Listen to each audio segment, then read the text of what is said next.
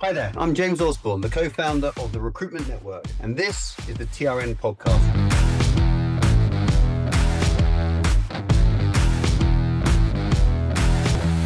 Every week, we unpack the strategies, the technologies, the processes and mindsets fueling today's top-performing recruitment agencies. We take a look behind the scenes of some great recruitment businesses. We listen to the real-life stories of those who have built those businesses, and we learn from some of the industry's greatest thought leaders to help you become both future fit and future relevant. So let's begin with this next episode of the TRN podcast.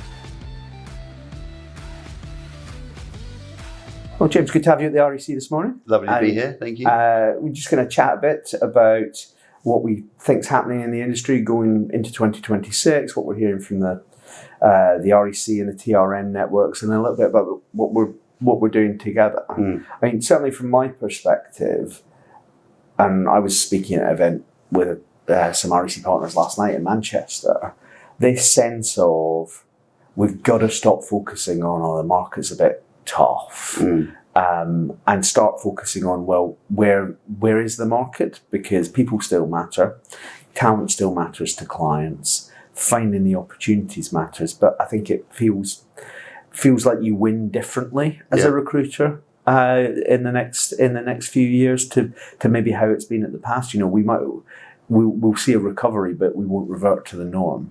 Is that what you sense? It is fascinating. What we were actually chatting about the jobs outlook, the REC jobs outlook the other day with a bunch of recruitment leaders, and we're going, actually, if you look at the jobs outlook, there's sort of like two bars. Yeah. And as long as you're roughly within the two bars, there's probably enough of a market to carry on trading at a really high level. Yeah. As long as you don't go out of the bars, well, if you can go up above the bar, which is great, which is the post-COVID boom, below the bar, it gets a little bit tricky, but we've only had a couple of those. So actually, as long as you're within those two bars, there's plenty of a market. But the market is just different. I mean, that's just the reality. We've been calling it, is it a revolution? Is it an evolution? Do you over-sensationalize it? But, you know, it's just a very different market from what I was in 25 years ago, what it's been like 10 years ago, etc. Having said all of that, I keep coming back to I keep saying this to everybody, is that I think the core principles of our industry, the core principles of recruitment just haven't changed at all. But it's the wrapping that has changed, I think, and that's different now. How we do things, how we approach what we do is different. That's really interesting because, I mean, for me, I think the core principles are more relevant now than they were 10 or 20 years ago. One of the things I talk a lot about is how lost client businesses feel. If you put yourself into the shoes of a recruitment business's clients, you're looking at some real challenges in trying to understand what AI will do for your business. What's the balance between labour and capital? What sort of jobs are you going to need in the business?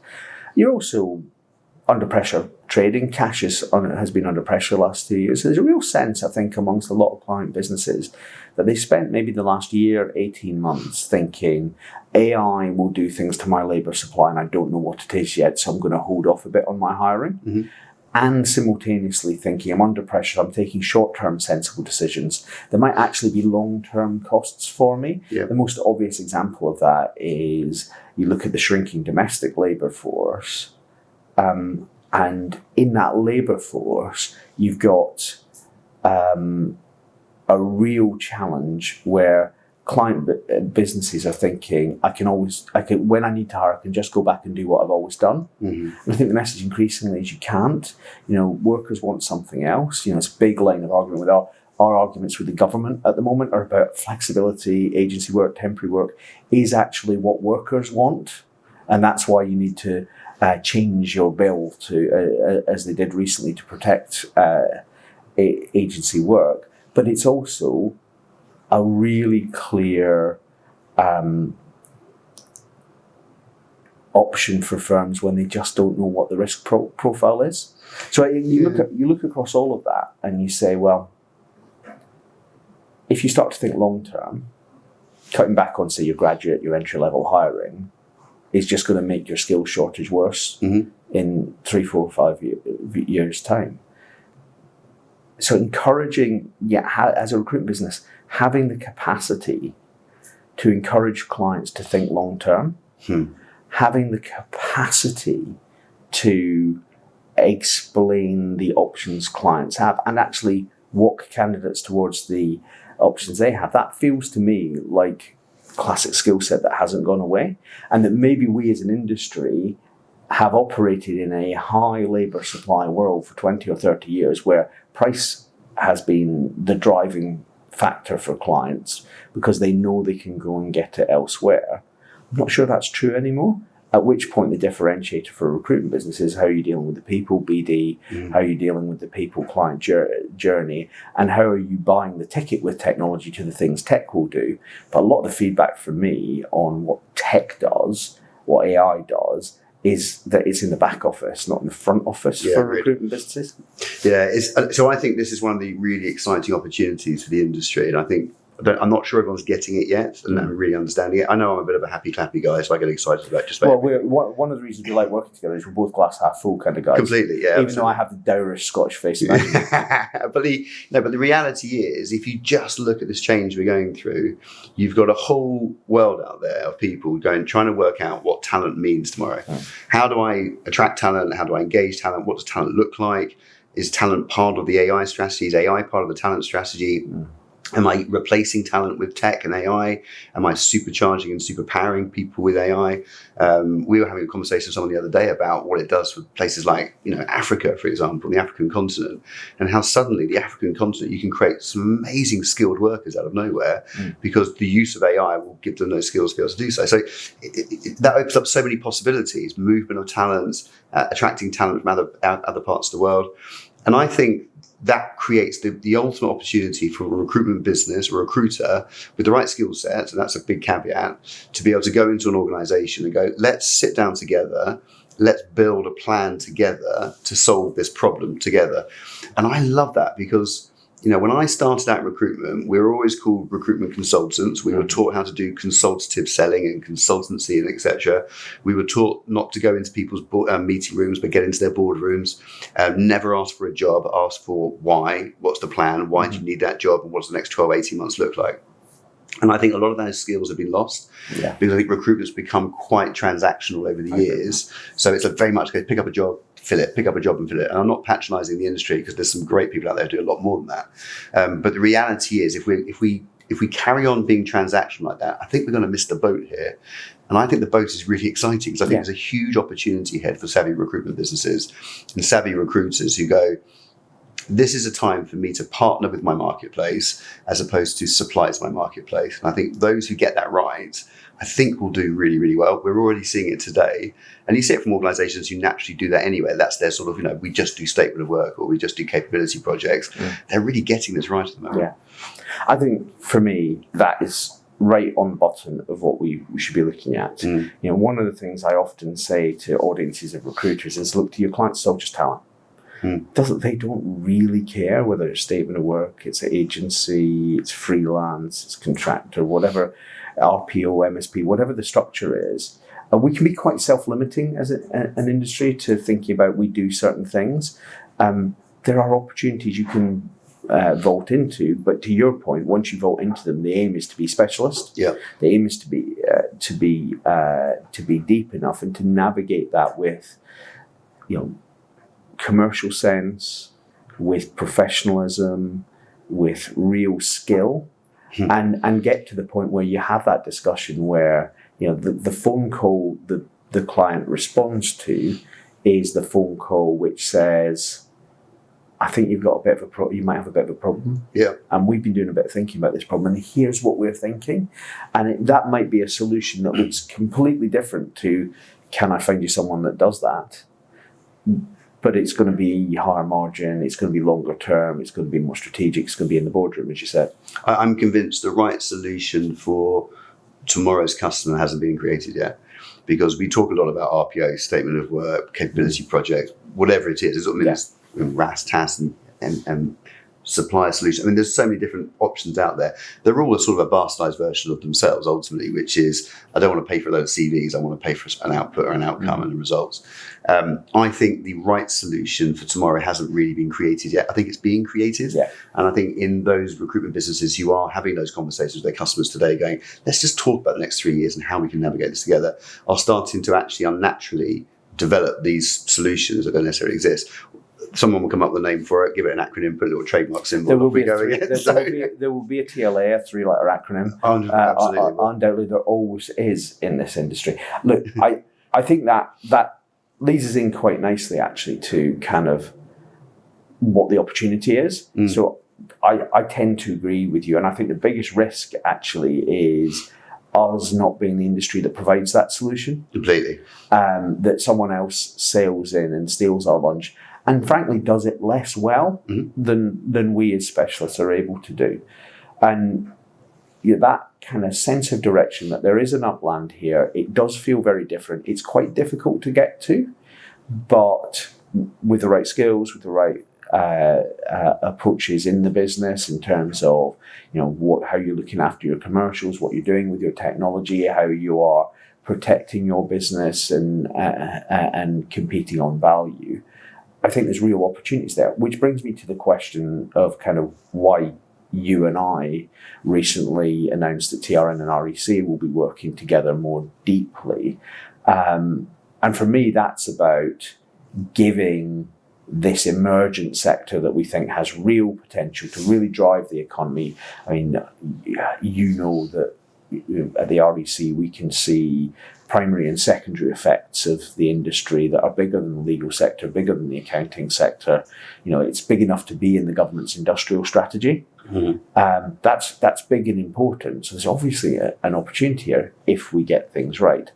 And certainly for me, what I've really valued this autumn, talking about what we'll do together in the TRN and REC's new partnership, is the fact that we have a similar shared core view of where we're going, but we're facing in subtly different directions, so that the content that the TRN drives and the content that the REC drives for recruiters are both necessary for what happens next, but complementary to each other. I mean, let's be really honest. The fundamental reason why we've done this partnership is because when we do the rugby match next year, I want some leniency from the referee for the charity rugby match, please. But no, but I mean, seriously. I have already guaranteed to the captain of the other team. Oh, really? That this just means I'll have to be visibly harder on you. Oh, right, great. In the same way as I am on the under-15s team I coach. Okay, so this has done the opposite effect. Brilliant. Yeah. But no, I mean, if you look at when we started speaking about this and when we started launching this to the marketplace, what we're doing together, that strapline of being better together is absolutely right. I think there's a lot of people out there giving a lot of advice to the industry, and I think a lot of it is all very, very good. So it's not about who's got better advice, etc. What's really important for me is to provide a platform for recruitment leaders, recruiters, recruitment companies to be able to go, right, if I just hang out in one place, hopefully with the TRN and with the REC, I've got everything I need to not only survive volatile markets and the ups and downs, etc., but to really, really go and take market share and really thrive. And I think you're absolutely right. I think what we do and what you do is so complementary. It's unbelievable. I mean, I remember sitting down with you originally when we were going, let's look at all the things that the REC do, let's look at all the things that TRN do, and where's the crossover? And there wasn't anywhere near as much as we thought. It was all complementary. So then it goes into them, well, what does this do for a recruiter? What does this do for a recruitment company? And fundamentally, one of the things we've got to be better at is improve the skills of our recruiters for tomorrow. Not saying that they're bad. I'm not saying the recruiters in the marketplace are bad at in any means, but I'm not sure many of them are future relevant or future fit. In other words, I don't think they necessarily have been trained with the right skills, in some cases the right mindset and attitude and behavioural stuff as well, to be able to deliver the sorts of things that we need to be able to deliver in the future, such as, do we have recruiters who are able to pick up the phone, do all the sales stuff that we're going to train them on, etc., but then get into a boardroom, and when they're in the boardroom, to have those meaningful conversations about future talent strategies and pathways and things. I'm not convinced we have many of those in the industry. We do, and they're good, but not enough. And I think between how the professionalism that you bring to the industry and some of the training elements that we've brought to the industry, you package that together, and suddenly we're going to further professionalize our industry even more. But most importantly to me, we're taking our industry, I think, back up the food chain a little bit. It feels to me over the years we've gone lower and lower and lower down the food chain. I don't like that. I remember when I started in recruitment, we talked about 25-30% margins quite comfortably. I used to get 33%, and most of it retained. Oh, there you go. Back in the 90s. But the 90s were a great time to be in the city of London, that's all I'm saying. Yeah, well, I was in Australia, so, and where inflation flip-flops, but or thongs as they say. But we're getting good margins, and we were really valued for what we did. Like a consultancy business. You look at now the average across the industry, people are averaging. You look at conversions from gross profit to operating profit. In some cases, 3, 4, 5, 6, 7%.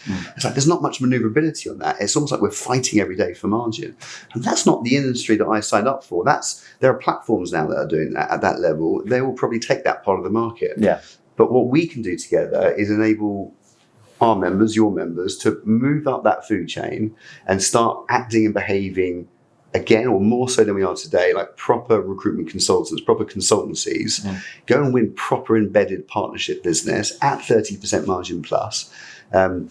Get the market share back from those who are nicking it, such as some of the big consultancy firms who are charging extortionate amounts of money for with basically packaging up the same thing. With a tech markup. With a tech markup, exactly that. And we did analysis of that. And there was one which was like, there was 2 projects going out to a client, and a consultancy pitched and a recruitment company pitched for it. And it was like 72% difference in the margin. It was insane, absolutely insane.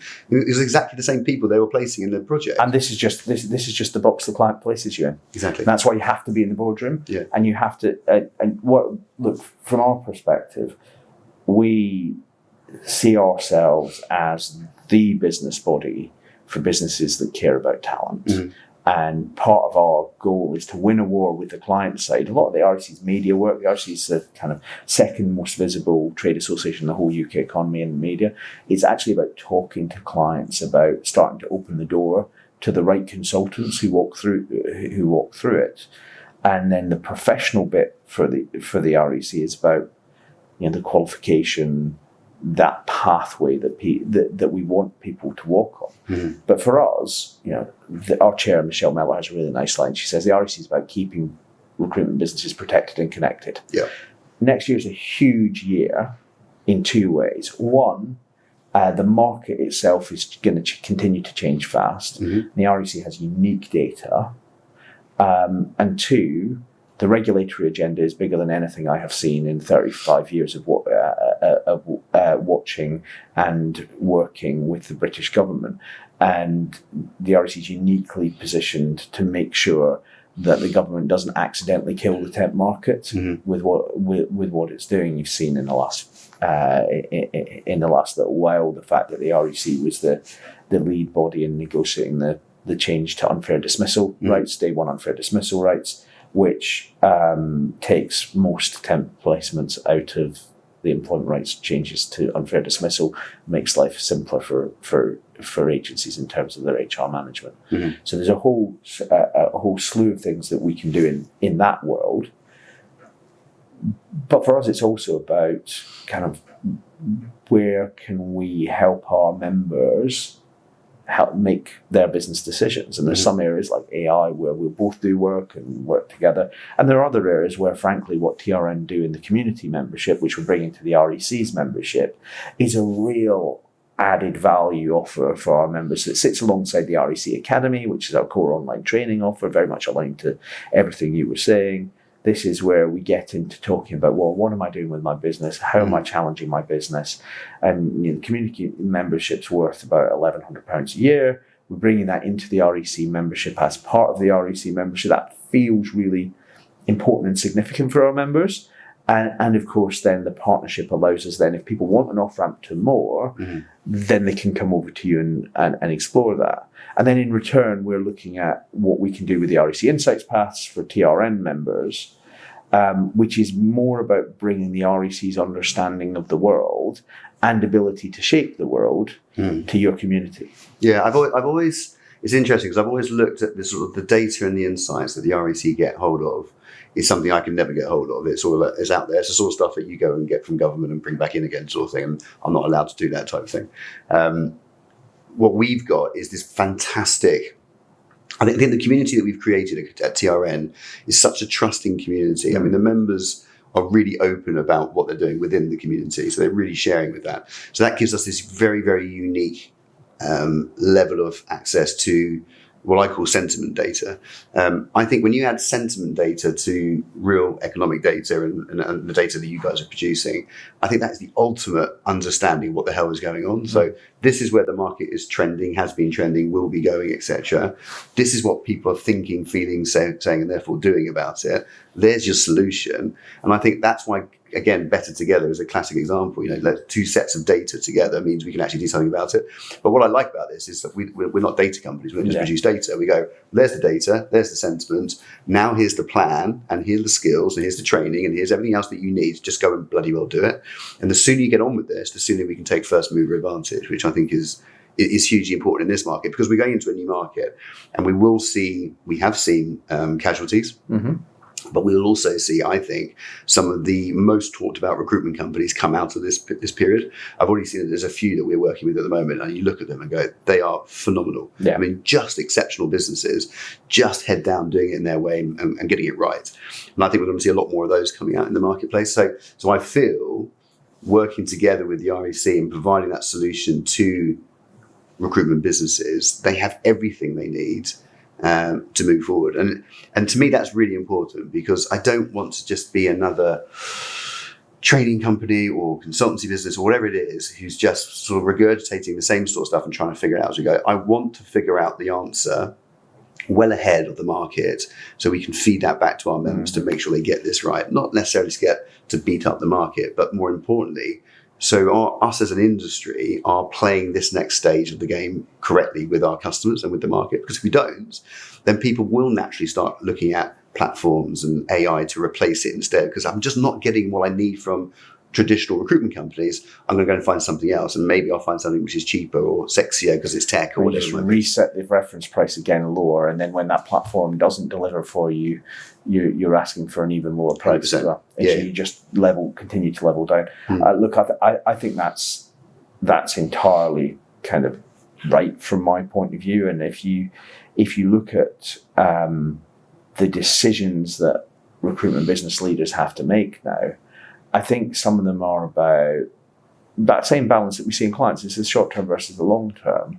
The ones who are flying now are the ones who, at the beginning of 2025, didn't assume that 25 was a reversion to the mean, started to deal with the world as it is, and prepare the business to compete in that world. And you start to see it, certainly in the businesses that are flying an REC membership, that's the same.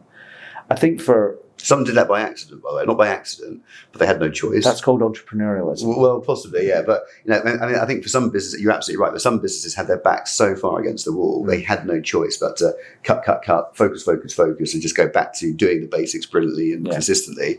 And actually, for some of them, that stood them in really good stead for coming out the other side. So, well, I mean, what's truer in recruitment than the right activity done consistently breeds results? I mean, that was what was taught to me in the 90s. I'm sure it was what was taught to you in your thongs in Australia. So let's not do the whole thong thing, but go on. It doesn't translate well sometimes to the European markets. Well, we you brought it up. I think for us, that long-termism matters to the industry as well. Our job at the REC is to steward the industry and everyone in it. We're a governing body, a trade association. That comes with a weight, particularly around our standards regime. But I think if you look at the importance of brand protection, I think kind of signing up to a code of conduct, doing things the right way, behaving with that sense that you are a high-value consultancy business, that requires a certain framing of your brand, and compliance has to be a part of that. And so one of the big things for us, as well as kind of all the campaigning and the qualifications and working on the professional pathway for recruiters, engaging, that kind of meshing of your training offer and our training offer and the quals, which will happen over time in terms of people having real choices. That piece around setting yourself apart and showing that to clients feels incredibly important. One of the things we're really excited to do next year is a client-focused campaign on the value the industry adds, because I do think that we are we're the sort of the invisible sector. Nothing happens in this country without us. Nothing. And so that pride is really important, and we should all get behind that. But in getting behind that, it's also about how we back that up. Mm-hmm. So it is about kind of how are we running really great businesses, as you said. It's about how are we doing things in the most compliant, legally safe way to high standards, and how are we showing off what we do in the public square. So there's a whole load of stuff there that feels like it's all on the table for us if we get the change in the industry we're trying to drive right, which brings me back to why this partnership makes sense for us. Yeah, and I think your point around value is massive, because if we're not clear as an industry, as an individual, as a business, to be able to articulate the value that we bring, then customers will automatically look at price as opposed to return on investment or return on value. So for me, the more we can demonstrate the impact we make longer term, short term, to the outputs of our customers, then the less the conversation is around price. And I think, there's a lot of people saying, customers are trying to get the cheaper deals. They're not trying to get cheaper deals. They're not trying to cut their costs. They're trying to increase the return on investment they're getting. Yeah. They are two very, very different things. And I think when you understand that from a sales point of view, your pitching, your presentation, everything is different. How you approach it is different. In the same way, I think customers desperately want to use our services right now, but I'm not convinced necessarily in the way that we're currently packaging them up in many cases. So we're making it hard for our customers to buy from us because we're not articulating the right message around value, and we're not probably packaging up and delivering the products or the services they really need. In many cases, we're just taking a classic contingent transactional relationship and just polishing it up a little bit, putting another name to it, probably a 3-letter acronym or an RAS, TAS, MAS, whatever you want to ask, any AS will do, and then package that and then sending that back out again. And I'm not necessarily convinced that's right. I think, but again, that's where the opportunity lies. It just takes a little bit of strength sometimes to stop and go, okay, maybe strength, maybe it's even space to breathe and go, actually, maybe I do need to do things a little bit differently moving forward. And I think now, coming into Christmas, and what a great time to do that, because you're looking at, I've got to close off the year really well. It's been a tough year for many people. Tough doesn't always mean bad, but it means just tough. We've all hustled. We've all worked really, really hard, as we all have. So I think coming to the end of the year is, how do I, A, enjoy the end of the year, enjoy the Christmas parties, all that sort of good stuff. B, not too much, but B, how do I finish the year on a high? So we've got deals to close still, and then we will continue to have deals to close until the 22nd of December or plus. How do I get my business ready for January? So how many meetings are already booking in for January the 2nd onwards? And that's a real target for many people right now. But then the last piece is, how do we reshape and redesign our businesses to be future relevant in 2026? And I think this is such a great opportunity to do it. As people think about going into next year, have they got the right approach, the right strategy, the right products, the right skills, the right people within their business? And coming back to the TRN REC relationship, I think we can really put our arms around recruitment businesses and the industry for that matter, and help them, arm them with that. There are plenty of places you can get resources and services out there in the marketplace, and they're all very, very good. I've got no question about that at all. What I know that we do really well, what I know you do really well, when you add that together, I think that's a very unique, special package.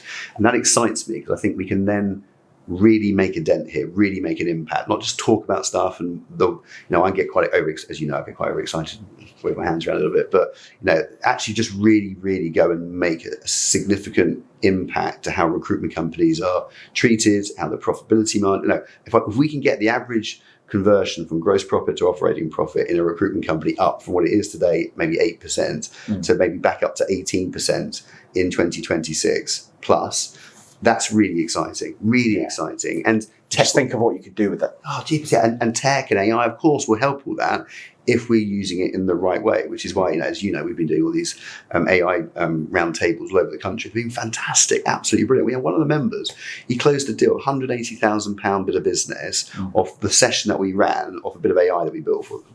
Fantastic. I just love that. And it's nothing rocket science about it. I'm not an AI expert. Yeah. We're just basically saying, stop talking about it, get on with it and get into it. Well, and making bold decisions. I spent some time on Tuesday morning this week with some of the leaders of the biggest businesses in REC membership, talking about, when do you make the decision about what the future of your CRM looks like with AI enablement. How are you thinking about your data lake? People leading the largest firms in our sector thinking really radically about how this sector reshapes. And I think that has to be true for every single recruitment business. I mean, look, for me, I think of this as this partnership as the development of our pre-existing good neighbourliness. Ultimately, what we're doing within the partnership is we're bringing some things from the TRN into the REC's membership and in the community membership that will help our members advance their businesses in the ways in which the TRN is strong. Likewise, what we're giving to you are the things around insight, around compliance and legal thinking, updates on what we're doing on the campaigning side that will help TRN members navigate that bit because we are strong there. And that feels a really important signal to send. And you choose the word signal advisedly because there is so much noise. And as you said, that's not because all of the noise in the market is wrong or incorrect or going one way or the other, but it's really difficult to tell what's important. Whereas when you get advice from the REC, I look, sometimes members ring our legal helpline and they don't like the advice they get because somewhere there will be a lawyer who'll give them different advice because that's what they want to hear. Part of our job as a profit with purpose membership organisation steering the industry is to tell you the truth. And that playing it straight with recruitment businesses in the way that I know you do as well, to really give them that signal. Sometimes it's the tough message that says you probably need to move on from this to reshape your business. That feels like service. For me, my leadership principle at the REC is that if you engage in followership with your membership, you will never add any value. This deal is about you and us from the early part of the year when it all goes live, engaging in leadership. So kind of giving members options and opportunities based on our shared understanding. And I find that really, really exciting. And I think if a recruitment company wants to continue into 2026, picking up lots and lots of little spot bits of business, then you probably don't even need us for that because you could just go and do that and anyone can go and do that. If you want to go and win proper relationships with customers, I think you need to have the REC badge behind you to demonstrate that you are quality, that you do have that. Let me tell you, James, there's one change I cannot make at the REC. And I'm not young now, but even when I occasionally think about kind of the cost base of what we do, we send every member a window sticker every year. Every member. And they can order more. The quickest route to me being sacked as chief executive of the REC is getting rid of the window sticker. Is it really? Because the badge means something. I've always been really clear that I'd rather lead a smaller REC where I knew every member was fully compliant and could compete in the right way than a larger REC where we had the membership under challenge for some behaviours that take place. That piece about the badge means something that you've hinted at is really important to us. And I love the fact you got it in your car as well. And the commitment to the cause is wonderful. Absolutely. But from my point of view, the type of business and the relationships we want to have with our markets into next year, it's about embedded partnerships. It has to be higher value margins, more recurring revenue, more repeat business. You're treated properly, etc. So my objective is to help our members move up that food chain. I think if they've got the REC badge behind them as well, that demonstrates that they've got the quality and the compliance that sits behind that, we can give them the commercial skills now processes to go and get that bit of business. You bring that two together, you're just going to move up.